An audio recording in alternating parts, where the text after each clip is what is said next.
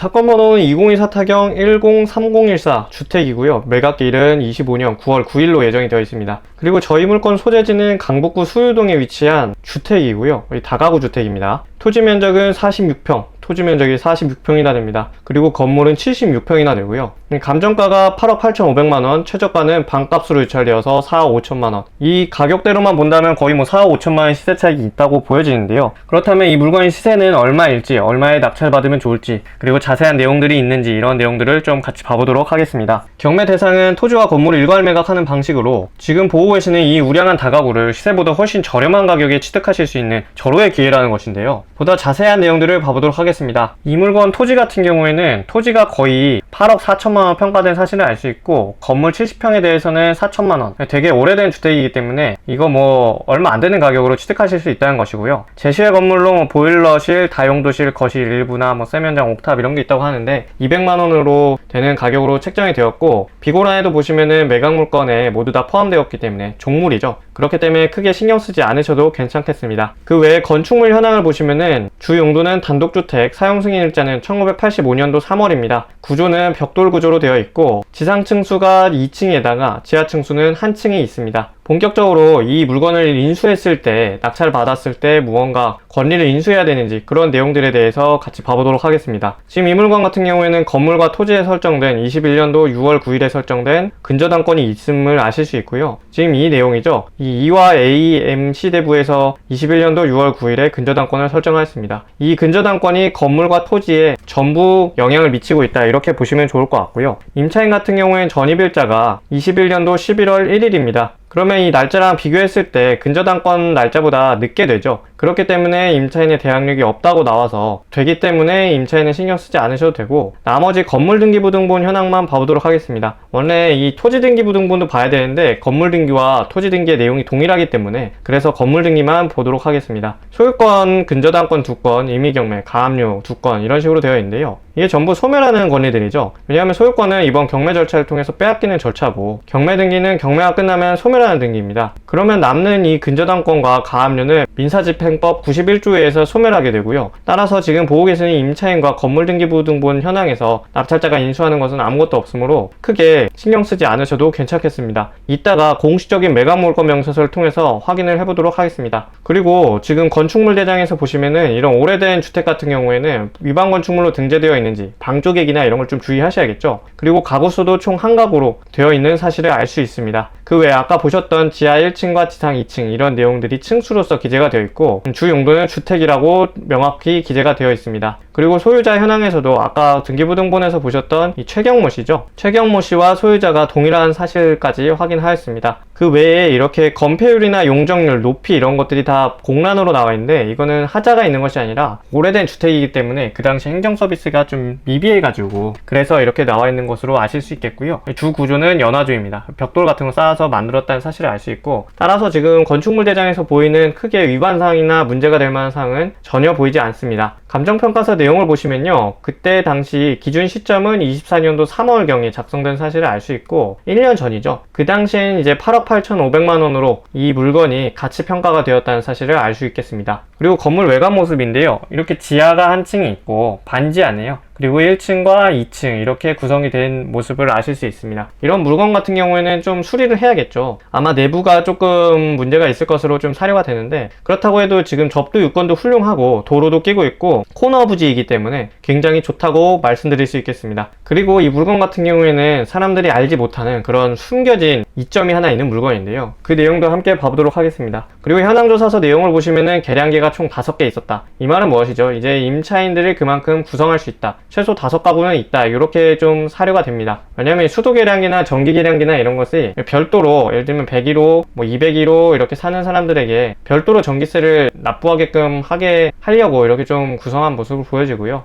사실 크게 중요한 내용은 아닌데, 혹시나 이 물건을 낙찰받아서 수리해가지고 임차인들을 구성하려고 하시는 분들한테는 좀 참고사항이 될 것 같아서 좀 적어두었습니다. 그리고 매각물건 명세서, 북부지방법원에서 공식적으로 저희에게 제공하는 서류이죠. 이 내용들이 지금 아까 건물과 토지에 가치 효력이 발생하는 근저당권이 21년도 6월 9일에 근저당권이 있음을 잘 살아있음을 확인하였고, 임차인 양진모 씨가 전입일자가 21년도 11월이니까 그 임차인의 날짜가 더 늦죠. 그렇기 때문에 임차인 양진모 씨는 낙찰자에 대해서는 대항할 수 없다. 이 사실을 좀 아실 수 있겠고요. 그리고 또 중요한 것이 이제 등기된 부동산에 관한 권리 또는 가처분으로 이 내용이죠. 등기상 인수한 조건도 공란입니다. 그리고 매각에 따라 설정되는 것으로 보는, 그러니까 인수하는 지상권을 기여, 이런 내용도 공란으로 되어 있고요. 그리고 비고란에 보시면은 제시의 건물까지 포함해가지고 일괄 매각한다, 이러한 내용이 있습니다. 문건 접수 내역에서도 유치권과 같은 그런 신고사항도 전혀 보이지 않고요. 그리고 무언가 특별하게 문제가 될 만한 사항도 전혀 보여지지 않습니다. 이런 부분들을 꼼꼼히 보셔야만이 이제 불치의 피해를 막을 수 있습니다. 그리고 지적도를 보시면 저희 물건지 위치는 이곳에인데요. 가장 가까운 곳이 이제 우이신설선 419 민주묘지역이고요. 우측에는 쌍문역 4호선이죠. 그리고 아래에는 4호선 수유역이 좀 나와 있고, 사실 이쪽 부분이 다 주거지역이기 때문에 뭐라고 일자리라고 할 만한 곳은 특별히 보여지진 않고요. 서울 안에서 수유가 없는 곳은 없습니다. 수유는 전부 다 있기 때문에 시세보다 싸게 사면 되는 것입니다. 제가 이런 말씀을 왜 드리냐면, 저는 저희랑 이렇게 연결되시는 분들한테 항상 드리는 말씀이, 결국엔 다 수요가 있기 때문에 시세보다 싸게 사가지고 저렴하게 팔면 된다, 이렇게 말씀드리고 싶습니다. 그 유사 물건 시세를 보시면은 지금 가장 거의 비슷한 물건들을 좀 가지고 왔어요. 토지 면적이 152, 그리고 건물 면적이 253, 저희 물건입니다. 152, 253.